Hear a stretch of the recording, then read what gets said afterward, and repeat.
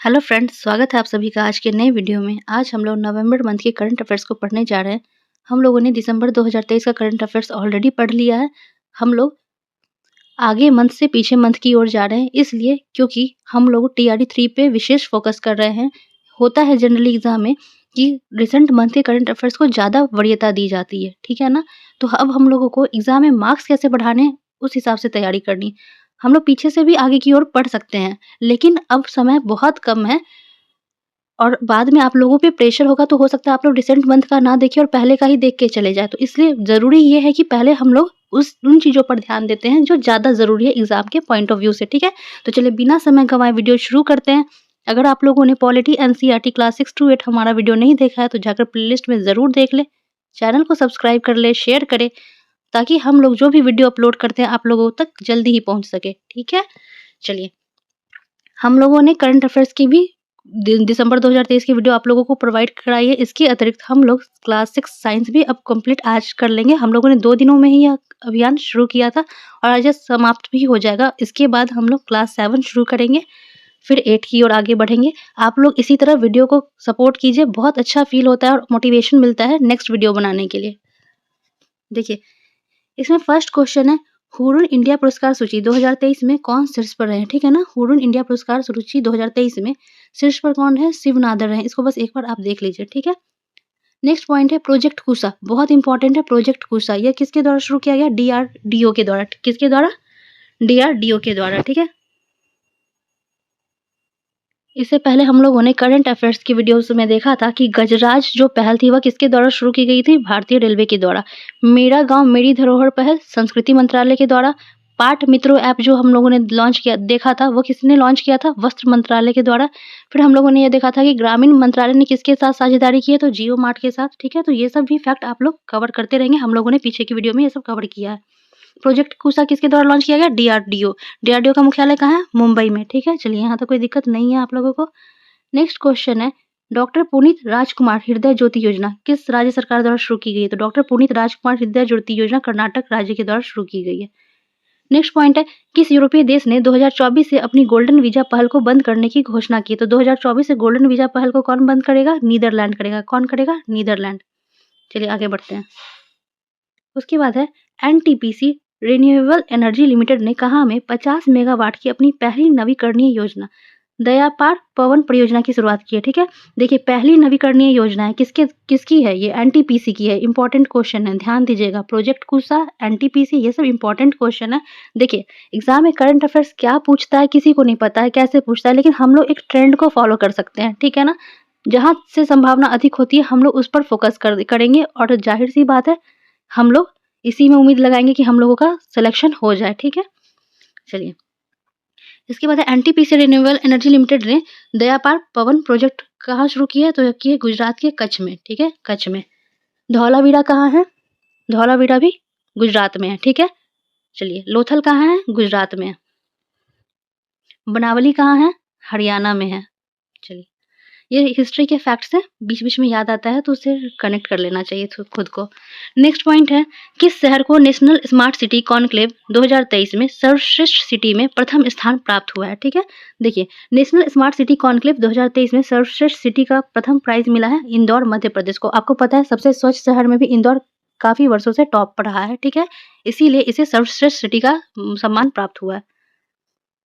अगला पॉइंट है कि भारत का पहला जल विश्वविद्यालय कहाँ खुलेगा? भारत का पहला जल विश्वविद्यालय, इंपॉर्टेंट क्वेश्चन है। भारत का पहला जल विश्वविद्यालय खुलेगा उत्तर प्रदेश के बुंदेलखंड में, ठीक है? अगला पॉइंट है, महिला हॉकी एशियाई चैंपियंस ट्रॉफी का टाइटल किसने जीता है? तो महिला हॉकी एशियाई चैंपियंस ट्रॉफी का खिताब जीता है या टाइटल जीता है भारत ने। किसने जीता है? भारत ने। याद रखिएगा, ध्यान दीजिएगा, ठीक है ना, इन सब प्रश्नों को। अगला पॉइंट है, साओ पाउलो ग्रैंड प्रिक्स 2023 जीता है, ठीक है? तो यह जीता है मैक्स वर्स्टैपन ने, ठीक है? और इन्होंने ही जीता है Brazilian grand prix 2023, max Verstappen. चलिए, इसको अच्छे से पढ़ेंगे। साओ पाउलो ग्रैंड प्रिक्स 2023 और ब्राजीलियन ग्रैंड प्रिक्स 2023 दोनों मैक्स वर्स्टैपन ने जीता है। आप याद रखिएगा, जब आपको कोई फैक्ट्स याद नहीं होता है करंट अफेयर्स में, जैसे कोई नाम हो गया साओ पाउलो या ब्राजीलियन ग्रैंड प्रिक्स, तो इसको क्या करना है ना, आप इसको 2-3 बार अपनी कॉपी में लिखा कीजिए, ठीक है ना? और उस दिन का करंट अफेयर्स उसी दिन आप कंप्लीट कर लीजिए। बार-बार रिवीजन से ना आपकी करंट अफेयर्स पे पकड़ अच्छी होगी। किसी भी चीज़ को नहीं याद होता है तो उसको रिपीट करना बहुत ज़रूरी है। अगर आप रिपीट वाला प्रोसेस अपना रहे हैं तो आपका कॉन्फिडेंस भी बढ़ेगा और आप एग्ज़ाम में अच्छा नंबर लेके आएँगे। अगला पॉइंट है, भारत का सबसे प्रदूषित शहर कौन बन गया? तो सबसे प्रदूषित भारत का शहर कौन बन गया? नई दिल्ली, ठीक है?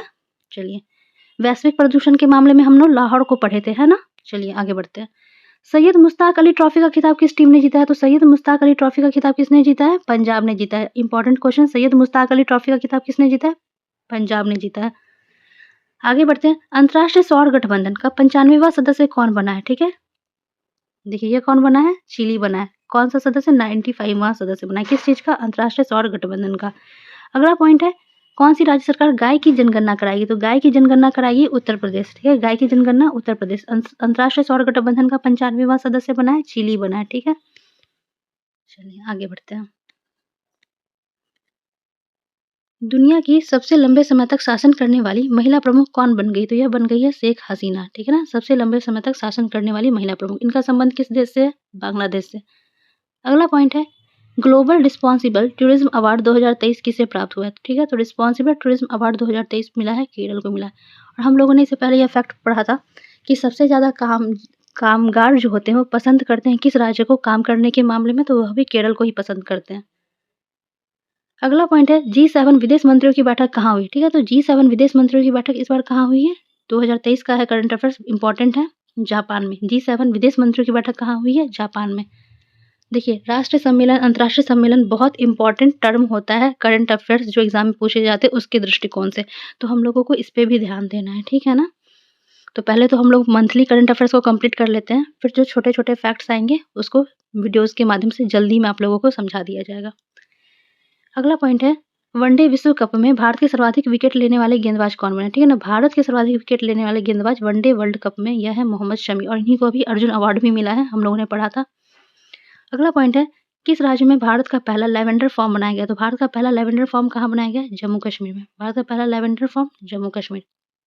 नेक्स्ट क्वेश्चन है, कहाँ के राजभवन में सिंहासन कक्ष का नाम बदलकर सरदार वल्लभ भाई पटेल एकता कक्ष रखा गया है? ठीक है, यह हो गया कोलकाता। कोलकाता के राजभवन में जो सिंहासन कक्ष था उसका नाम बदलकर क्या कर दिया गया है? सरदार वल्लभ भाई पटेल एकता कक्ष। अच्छे से पढ़िएगा। अगला क्वेश्चन है, यूनेस्को द्वारा देश का प्रथम साहित्य का शहर घोषित किया गया, तो इसका आंसर होगा कोझिकोड, केरल, ठीक है ना? यूनेस्को द्वारा साहित्य का शहर किसे घोषित किया गया है? कोझिकोड, केरल। अगला पॉइंट है कि यूनेस्को द्वारा किस शहर को संगीत का शहर घोषित किया गया? तो संगीत का शहर घोषित किया गया ग्वालियर, मध्य प्रदेश को, ठीक है? ग्वालियर, मध्य प्रदेश को संगीत का शहर घोषित किया गया, किसके द्वारा? यूनेस्को के द्वारा। आप लोग कमेंट बॉक्स में मुझे बताएंगे कि यूनेस्को का मुख्यालय कहाँ पे है। एग्जाम में पूछा हुआ प्रश्न है, जरूर बताएंगे, ठीक है? आगे बढ़ते हैं। अगला पॉइंट है कि किस